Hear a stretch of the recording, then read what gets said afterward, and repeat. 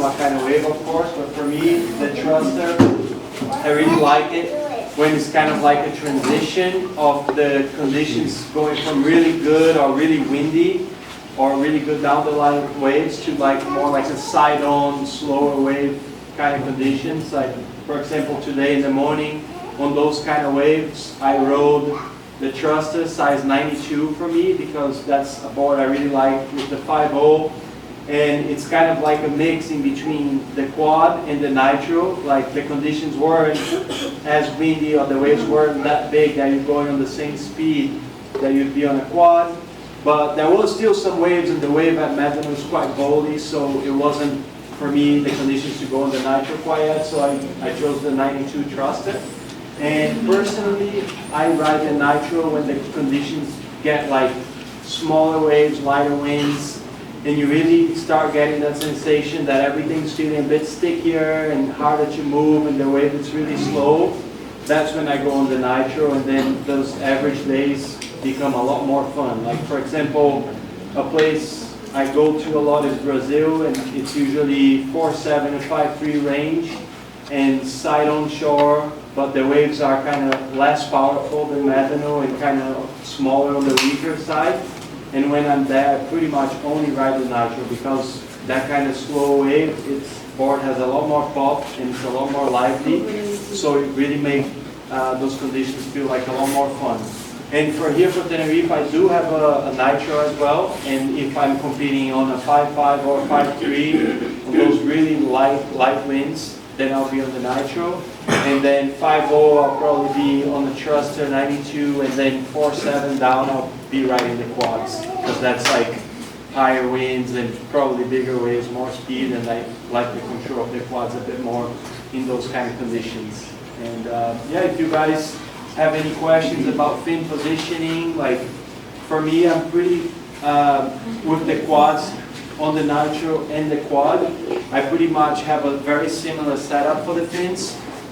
Personally, I like to have the leading edge of the fin directly under this part of the foot strap right here, and that's if the conditions are kind of good side on shore.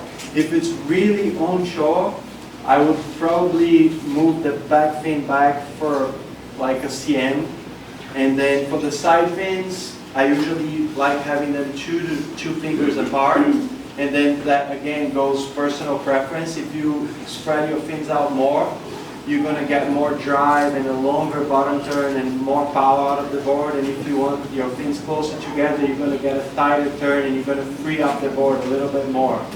And the thruster, pretty similar position for the center fin. Again, if I'm riding Medano, it would be on that kind of setup, but if I'm riding straight on shore Stil, I'll move that fin back a little bit like a CM.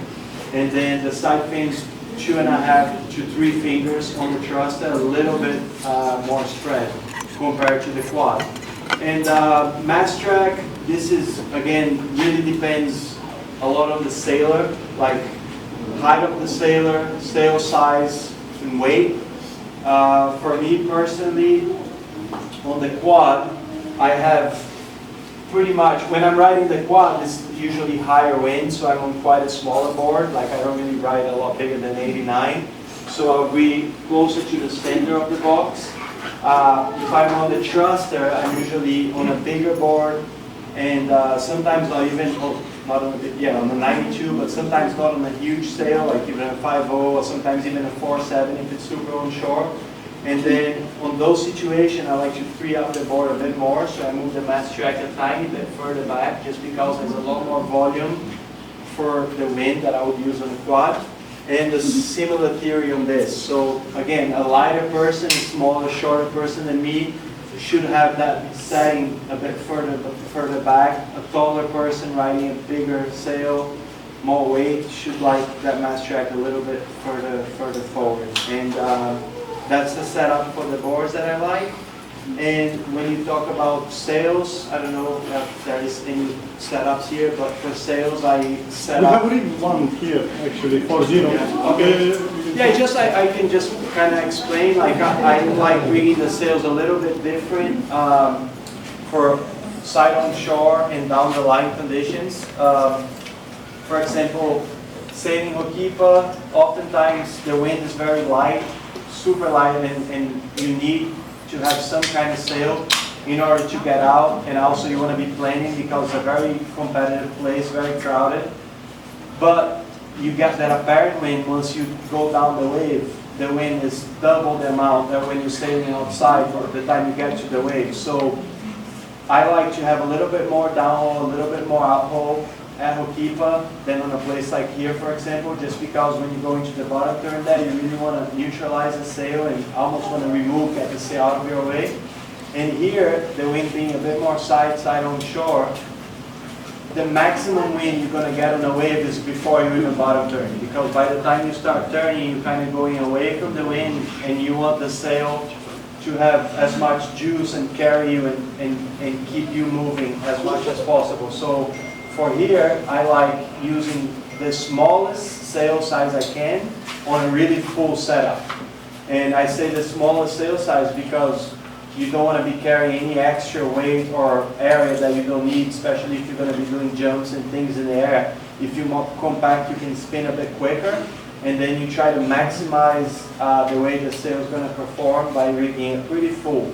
And on a down the line spot, I try the opposite with the boards. I'll try to go smallest possible board I can. If it's cross offshore, like I'm literally riding a board that when the wind drops, I have the water up to here. And if it's side on shore, I'm not shy of getting more volume. Like for example, in Hokipa, I would ride a 5.0 on an 82-liter board, 84. And here, I'll ride a 5.0 on a 92. Just an example, just ways to keep. Sorry, how much do you weigh? I weigh about 85, 86. Okay. Yeah, depending time of the year. Yeah.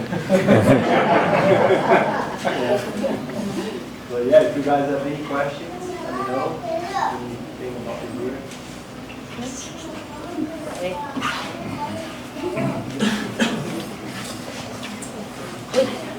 Sorry.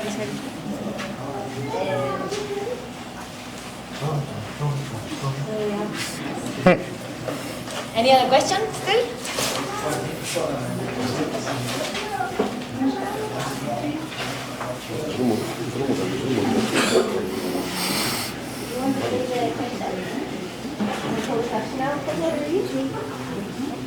Yes? Okay. First question.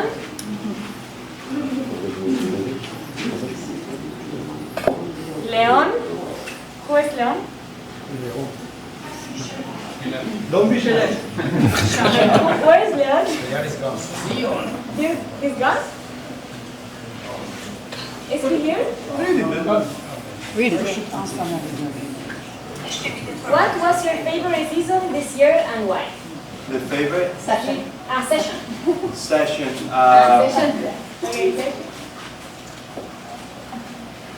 Hard to say.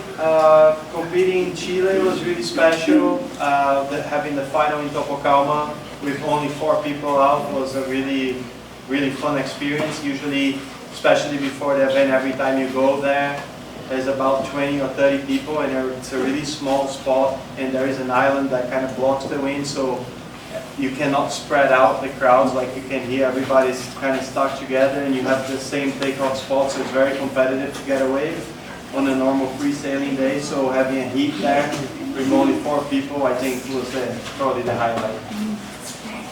Thank you. Okay, Leon, if you exist, yes. I can change my name. Wait. Too Next bad. question. For Leon. Nice, thank you. Clara. It's me. But you can read it. Okay. Oh. What is your favorite place to windsurf? I mean, biased, I love Hokipa because it's only 10 minutes from my house, and we have consistent, really good conditions all the time, all year round. But I'll probably say that the best conditions that I've ever sailed in were probably in Cape Verde. I think in 2007, when we had the contest there, we had 2 to 3 weeks of over mast high, 4750 weather, but as perfect as it gets. So I would say Ponta Preta is the best.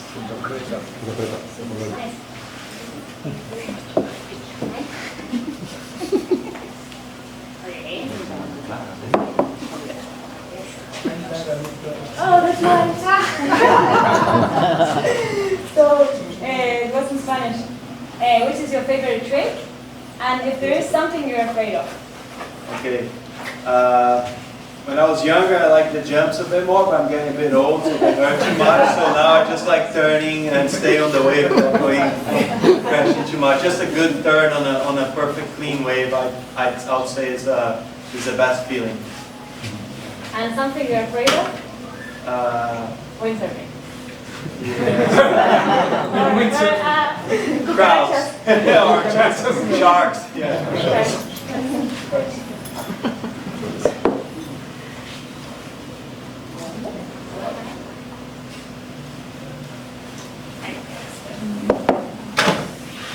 Rosana? Very nice. How will windsurf evolve in the next years? I think windsurfing has a really solid base of maneuvers. Like the windsurfing maneuvers mostly don't come from other sports. Like they're really created by windsurfers and they were not copied. So it could go in a million different directions. Personally, I would like to see the tricks that already exist with more projection, more height, more speed, and cleaner. And not necessarily, I look forward to see the new generation invent a million moves. I just would like to see the moves that we have being done tighter, quicker, faster, and the extreme moves like push forwards and doubles and even lighter winds, bigger sails, and wave riding, same thing. Tighter, closer to the wave, closer to surfing, and as fast and tight as possible. I think the equipment with time is allowing people to stay a lot closer and ride the wave a lot more like the surfboards ride it, instead of how it was a long time ago where the gear was so long that it didn't really fit inside certain parts of the wave. Do you think triple loop is possible? I think it's for sure possible, and leave that for the next generation. I will film and watch. Antonio Velo. Antonio Velo. Nice. How do you rig your fins to be better on the waves? Where can I put my mast face to go more upwind? The fins to be better on the waves. So say you got one of these boards and you're riding a down the line spot. You want to have the fins pretty much directly under your foot and pretty much as far forward as you feel like you're getting control out of the board, and get the side fins kind of as close together as you can as well, because when the center fin and the side fins are close together, it frees up the board, and when you're doing a turn, we say that the side fin is kind of out of the way if it's moved further back, and if the side fin is moved further forward, you get more drive, you get maybe a little bit more upwind ability, but you will get a little bit in your way when you're trying to do a really tight turn. And the mast track in a similar way, obviously everything has a point of balance. So overall, if you have the mast track a little bit further forward, you're getting more drive and more direction out of the board.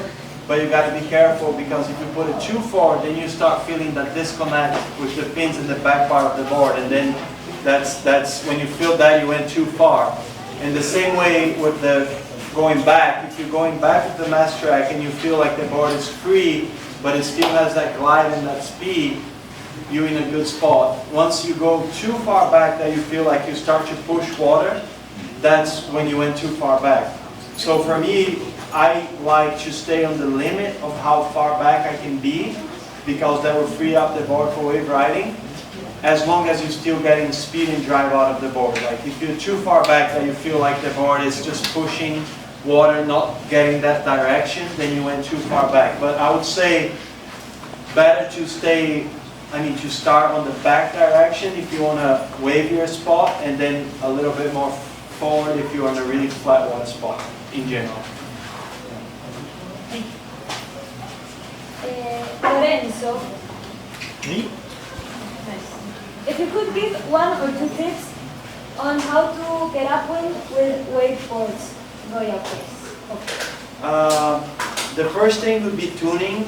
You want to make sure that those fins and mast track are at a good position. And one thing that I recommend, like when I'm sailing around and you're going through the waves, obviously you want to have your feet on the straps, but once you are behind the waves, one thing that truly helps me sometimes is to get my foot off the strap and just place it right here in front of the strap, because that way you get less push on the tail of the board, and if you really just want to go upwind, you keep you a better, narrower stance and in a position that your body will be able to push more of the fins and angle the board more.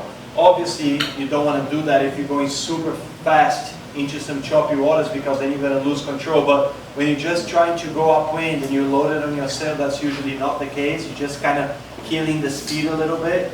And by having that foot here, it will give you much more leverage and a better position in your body to be able to point up a bit more.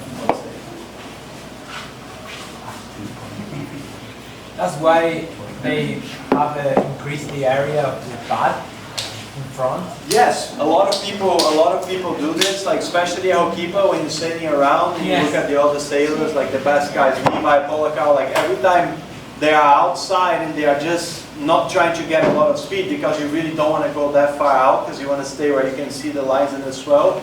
You kind of have your front foot in for control, but your back foot is just kind of sitting there, and you put it when you are at a higher speed on the zone that there is waves or you're going to jump, but other than that you really don't need it unless you're on the wave. So overall, narrower stance, it's more comfortable sailing around, but you don't want to be on that kind of stance if you're on a wave, because then you are too tall and too straight, and then you want a wider stance to be able to get really low and bend your knees on the wave. So my tip for wave sailors would be, if you're sailing on a wave spot, you want to have your back foot where it's good on the wave and then move it forward when you're not on the wave. If you're sailing a flat water spot, then it doesn't really hurt to close the stance a little bit and move the foot strap a little bit forward, because that will give you more ease playing around, going upwind, and you don't really need a really wide stance if you're not wave riding. Paula. How do you know where to use the boom height? This is a very, again, personal things. There is, on both sides, people that sail really well with really high booms. Philip Koster, Jason Polakau, those guys always had high booms and they rip in their own way. And then you got guys like Marino Hill, who is incredible, and Alessio, and those guys have really low booms. Personally, I like the boom to be somewhere around here, and I really like that sweet spot that the boom is low enough for wave riding that it helps you get a low stance and get low on the board. But you got to be really careful, because when the boom gets too low, it starts pushing on your board, and it will make it really hard to get planing, and it will, again, it depends on the board, but lower boom usually gives that sensation that everything is a little stickier, and a higher boom gives that sensation that the board wants to go. So I would say, don't go too low, but try to go in a place that it's low enough that you can get in a comfortable stance wave riding, but always make sure that you have that feeling that the board is lively enough. For me personally, that spot's about right here, when I'm on top of the board and the sail's rigged up. I don't like it too high either, because then it's just hard to get on a good position to bottom turn, and to kind of get above your sail when you're going into a bottom turn on a down the line wave also. Like a lower boom helps you get low and helps you get above the sail and to neutralize the sail a bit better. If you move the boom based on the conditions, or you have a preferred spot and that's it? I will move the boom that much up only when it's like super light winds and straight on shore, that it becomes all about planing. Like if you're sailing on a place that is like zilt and the wind's coming right there and you're on a 5-3, the main thing you want to do is get planing. So I would move it that much up. But if it's posal, that it's out of control wind, I like having my boom a little bit lower, because that will increase the connection of the board with the water, and that will help you gain a little bit more control. And in posal, you're playing even if you don't want to. So it's like seeing a bit where you are. And in posal, the most critical thing you can have is control. on the wave and when you're going for a jump, the hardest thing is to keep your eyes on the wave that you're going to jump in between all that chalk going at that speed. So a little bit lower boom in that kind of case helps, I think. Rafael, how often do you break some component of the equipment? That really depends on where you're sailing. In Pozo, I think since 15 years I ripped one sail. I don't really break stuff there so much, and you think you break a lot of boards because you're jumping so much, but I think when you're jumping on a smaller sail, there is not as much force on the board, so knock on wood, but we don't break a lot of boards there either. If you're sailing at Jaws, you're going to break everything on the first wipe out. So it depends on where you are. At Hokipa, you go through this moment. Sometimes you go through a whole season without breaking, and then you can lose your gear outside, and the waves will carry your gear to the rocks, and then it's something that you cannot avoid. But usually it's pretty solid. Like the gear holds up. I sail Hokipa most of the days on 100% mast, and maybe 2 a winter. Sailing every day, pretty much, so yeah, about that. Antonio da Silva. Okay. So, in Brazil we are traditionally wave surfers. So, could you tell us a bit about how you ended up windsurfing? Yes, I think like most kids, through parents and uncles, I lived in a place northeast of Brazil, which is somewhat like here, a lot of trade winds, smaller waves but wind every day, and my dad and uncle really involved and still are into the sport a lot, so I kind of grew up around that, and my dad I was lucky enough that he gave me the gear and found the time to take me to the beach and get it started early. What was the sport? Huh? What was the sport? It was, the first few times was at Lagoa do Cauípe, which is around Cumbuco area, where now it's more like a kayak, it was like a little lagoon, but all the coast, from Fortaleza to Jericoacoara, there is about 10-15 spots. Yeah. So we used to just go everywhere. Thanks. Okay, last question. From Simon. Yeah. Oh. Would you want to say it? Yeah. Figure it out. Basically, what's your secret to just winning year after year? I don't want to jinx it. I don't know. I trained a lot over the past few years, and I can't even believe the way that these results turn out, because if you look at every year, it was won by that much. It's one heat, or there's 3 or 4 guys that could have won it every year. So it's I try to have fun, and I try to train as much as I can, and spend a lot of time on the conditions that I feel like I'm worst at. And yeah, as you get older, you get maybe a bit more experience competing, and you make some small decisions that in the past you made the wrong ones, and you learn from that. But yeah, it's really competitive. It's every year the world title in the past 5-6 years has been decided pretty much by 2 heats, like points wise. So it's very close. There's 4 or 5 guys that are pretty much at the same level on every event, I would say, right now. That's all. Thank you so much for all.